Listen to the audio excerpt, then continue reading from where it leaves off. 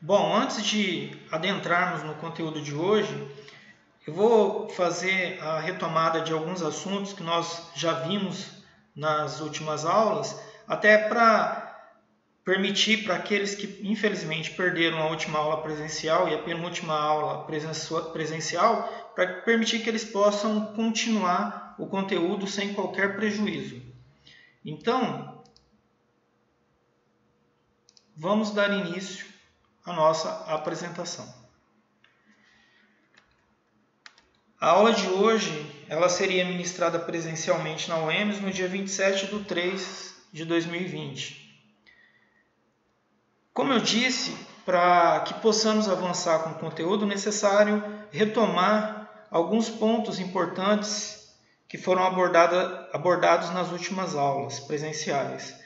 O primeiro é diferenciar e distinguir o que é a ação penal, de processo penal e de procedimento penal.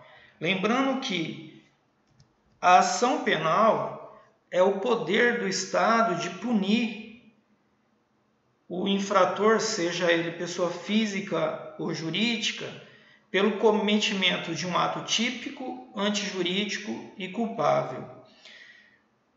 Para que o Estado possa punir o infrator, é necessário que ele instaure um processo, o processo penal.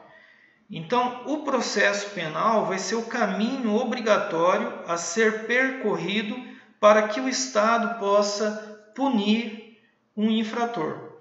Lembrando que o ato de punir é privativo do Estado. Apenas o Estado, apenas o poder estatal pode exercer a punição, impor e aplicar a punição.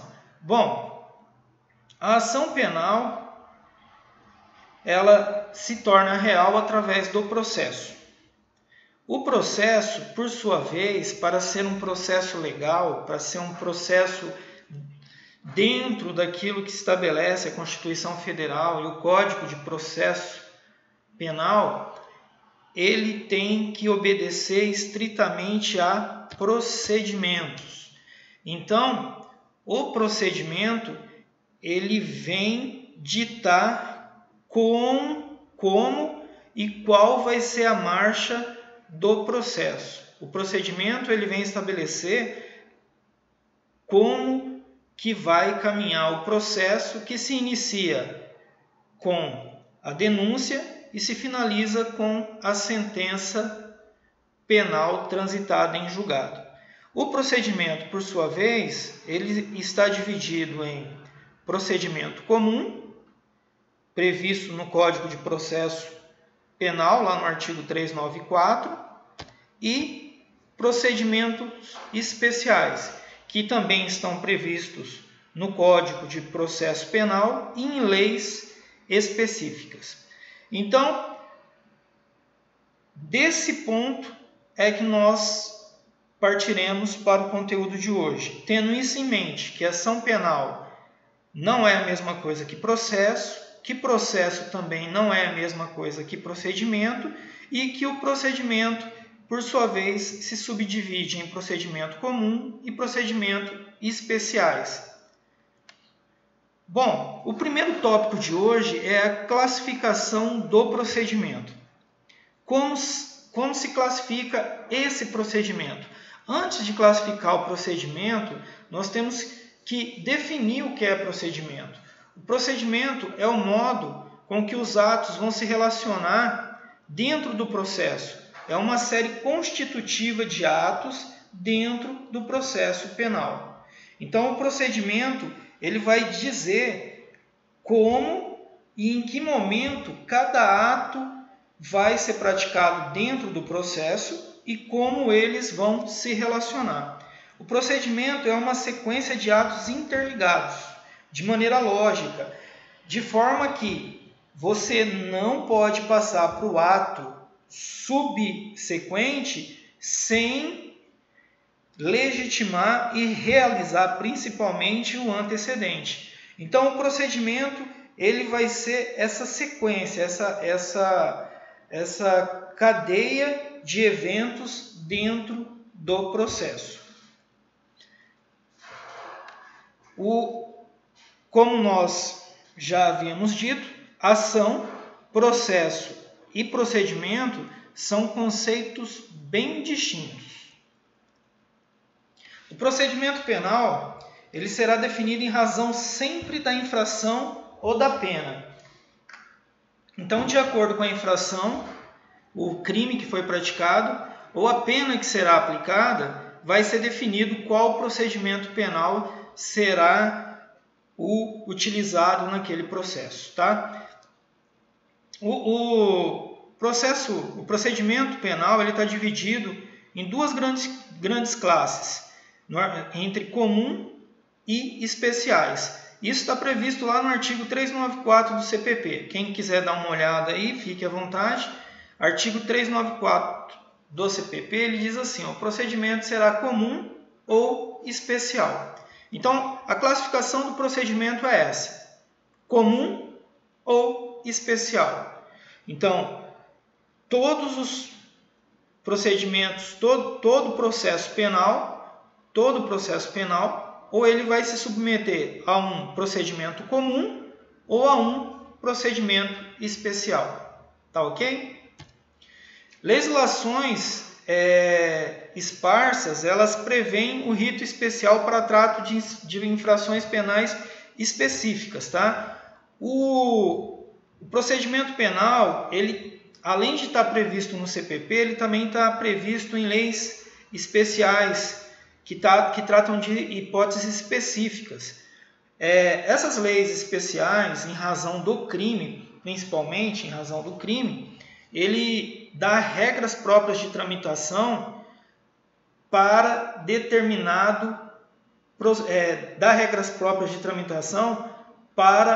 o processo. Então, para dar essa regra própria de tramitação, você tem que adotar um procedimento diferente daquele que foi estabelecido para a regra geral. Então é assim, vou voltar aqui para o webcam.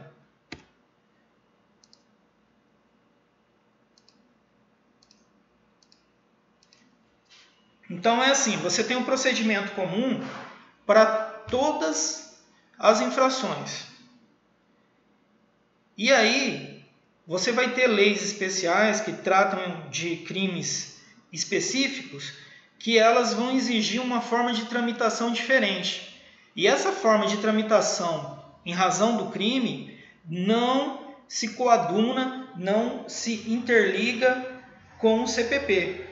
Ou melhor, o Código de Processo Penal, através do procedimento comum, ele não poderia dar aquela conformação por procedimento a fim de se apurar adequadamente a prática daquele determinado crime e principalmente penalizar o infrator. Então, na legislação específica, na legislação especial, eu vou trazer as particularidades daquele caso que vai proporcionar não só uma melhor apuração do caso, mas principalmente a aplicação da pena, a aferição da culpa do acusado, o que acaba sendo quase que sinônimos. Então, a legislação especial ela vem para dizer, olha, esse crime aqui, pela natureza dele, ele não tem como ser apurado pelo procedimento comum, pelo que está lá no Código de Processo Penal estabelecido para o procedimento comum. Eu preciso seguir alguns ditames específicos a fim de facilitar a apuração dos fatos e assim conduzir a uma sentença penal mais justa, seja para absolver ou seja para condenar o acusado. Então, para isso eu tenho o procedimento especial. Tá? Então, por exemplo, pegamos aí o exemplo do Tribunal do Júri. O Tribunal do Júri está previsto no Código de Processo Penal e é um rito especial. Não se aplica em razão do delito que foi praticado, que são os crimes contra a vida, às regras dos ditames do procedimento comum. Por quê? Para se conduzir um processo, para se apurar as particularidades daqueles fatos e impor uma sentença mais justa para o acusado, independente de absolvição ou condenação, é necessário que eu siga esses ritos especiais, esses procedimentos especiais do Tribunal do Júri. E assim com as outras legislações específicas, como outro exemplo, a lei de falências, o crime de falências, os crimes da lei de falências. Então, ele tem que ser apurado por um rito, por procedimento específico, para poder apurar com precisão as nuances dos fatos que forem imputados ao acusado e assim conduzir uma sentença mais justa, seja absolutória ou condenatória. Continuamos então com a nossa apresentação.